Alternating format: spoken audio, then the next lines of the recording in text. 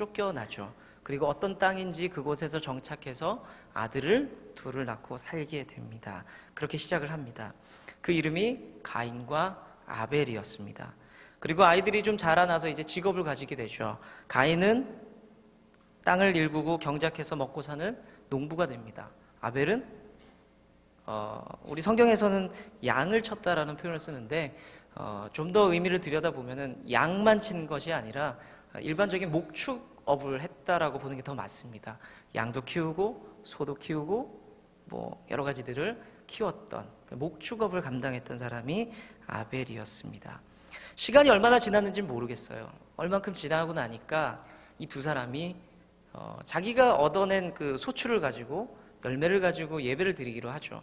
근데 제가 짐작하는 거는요, 가인의 태도를 봤을 때 어쩌면 이게 아담과 하와가 부모가 됐잖아요. 아담과 하와가 가인과 아벨을 좀 잔소리한 것 같아요. 예배 드려야지 이놈들 소출 가지고 예배하자 했던 것 같아요. 그건 제 짐작인데, 그래서 어찌됐든 예배가 시작이 됩니다. 상황 자체는 그렇습니다.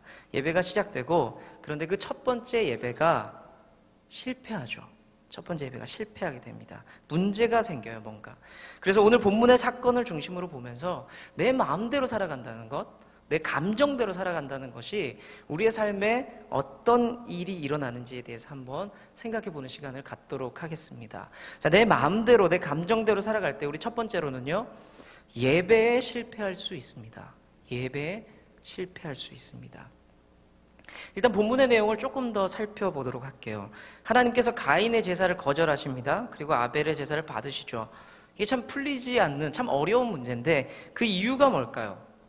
우리는 성경을 통해서 한 두 가지 정도 짐작을 할 수 있어요. 첫 번째는 뭐냐면 기록된 두 사람의 예배에 기록된 표현의 차이를 보면요, 한 가지를 짐작할 수 있습니다.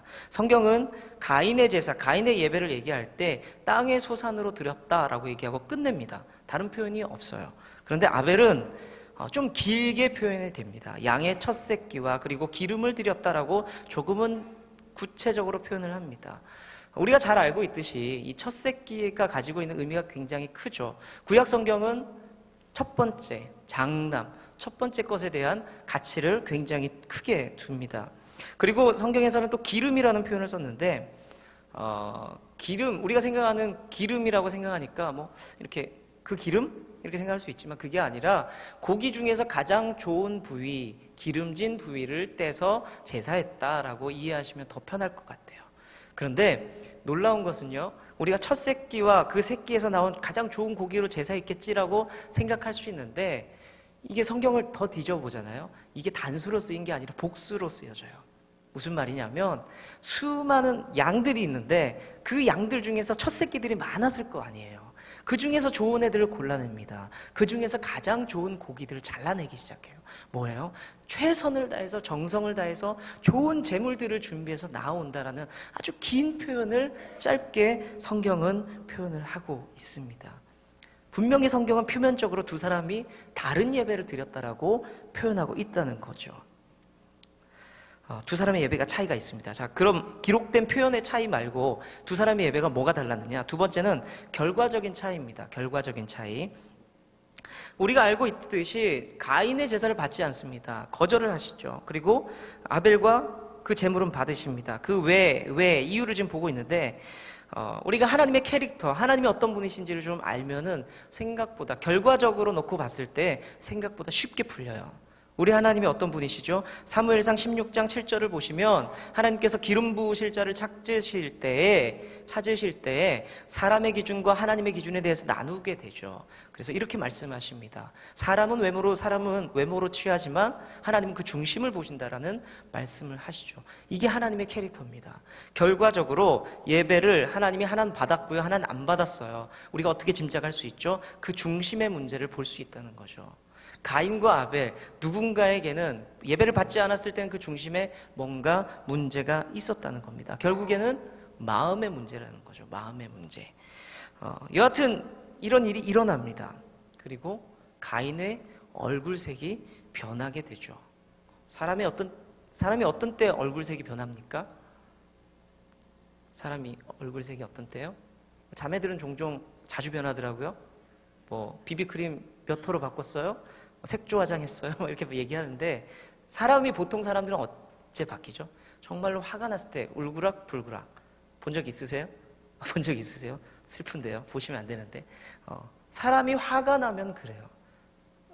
저한테 그런 모습이 있는지는 제 아내한테 한번 물어보세요. 잘 모르겠어요. 그렇게까지 화내본 적은 없는데 그렇다고 합니다. 사람이 정말 화가 나면은 얼굴이 색깔이 달라진다고 하죠. 바로 감정의 문제. 지금 감정의 문제를 가인이 지금 드러내고 있습니다. 하나님 앞에서 막 화를 내기 시작하죠. 하나님 앞에 감정을 다 드러냅니다. 문제가 생기기 시작하죠. 물론 예배 가운데서 우리가 예배할 때 감정의 요소가 배제될 수 없어요. 감정이 동원됩니다. 하나님 앞에 예배할 때 어떤 감정이 동원되세요? 존경하죠. 사랑하시죠. 그분을 어떤 마음들이 감정이 동원되세요. 예배에서 감정을 뺄 수는 없습니다. 그런데 가인이 담았던 마음이 뭐였냐면 분이었어요. 분노, 화.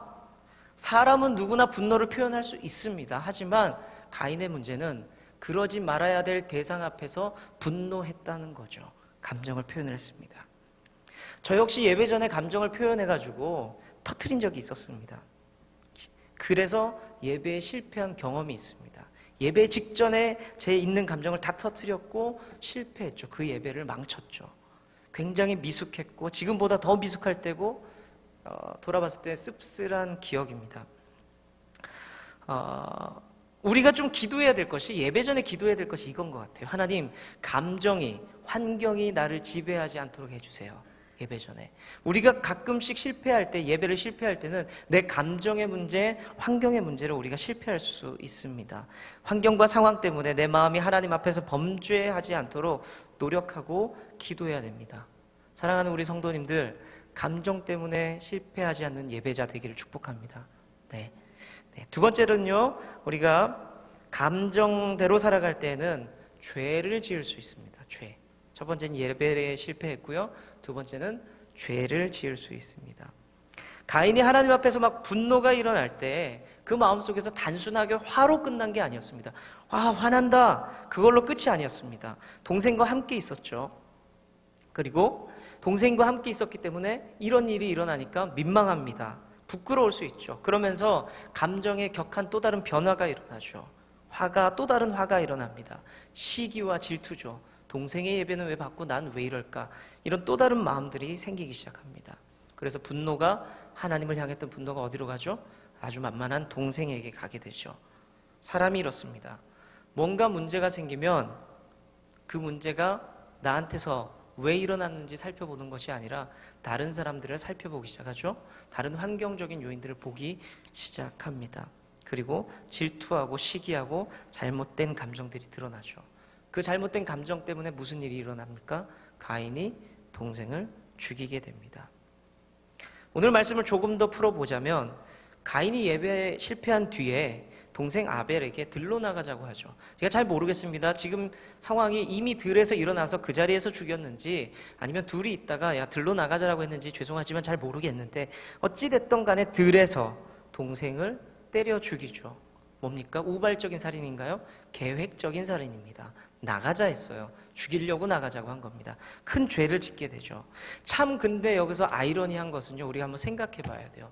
아담과 하와가 하나님 앞에 저주를 받을 때 저주받은 내용 중에 하나가 뭔지 아세요? 영생을 빼앗겨 버리죠. 너는 죽을 거야. 넌 죽게 될 거야 라는 말을 합니다. 그러면 인류 최초의 죽음은 어떻게 와야 돼요? 하나님 앞에 범죄했으니까 그 죄 때문에 벌을 받아서 자연사하는 게 맞겠죠. 놀라운 것은요, 인간이 얼마나 악한지 하나님이 벌을 내렸는데 그 벌 때문에 죽은 게 아니라 지들끼리 죽입니다. 사람이 참 악해요. 예. 요즘 뉴스를 보면 사람이 사람을 죽이는 게 너무 흔하잖아요. 대부분의 이유가 뭡니까? 화가 나서 죽였다? 치정의 문제, 여자 남자의 문제, 내 거 가지고 갔다? 운전하다가 내 앞길을 막았다? 내가 더 잘 살고 싶어서 뺏었다? 전부 다 뭔가요? 욕심과 감정의 문제 때문에 사람들이 때리고 죽인다는 겁니다. 죄 짓고 살아가죠. 성경은 분명히 이렇게 얘기합니다. 잠언 말씀 하나만 찾아볼게요. 잠언 말씀. 잠언 14장 말씀입니다. 성경 대부분 가지고 계시니까 잠언 말씀 하나만 찾아보겠습니다. 14장 29절의 말씀입니다. 잠언 14장 29절 같이 읽습니다. 네, 시작. 노하기를 더디하는 자는 크게 명철하여도 마음이 조급한 자는 어리석음을. 성경이 말씀하시기를 화내기를 더디하는 사람은 지혜롭다라고 말씀하시죠. 감정대로 이끌려 다니는 사람은 절대로 지혜로운 사람이 될 수 없습니다. 지혜롭지 못해서 죄를 짓게 됩니다.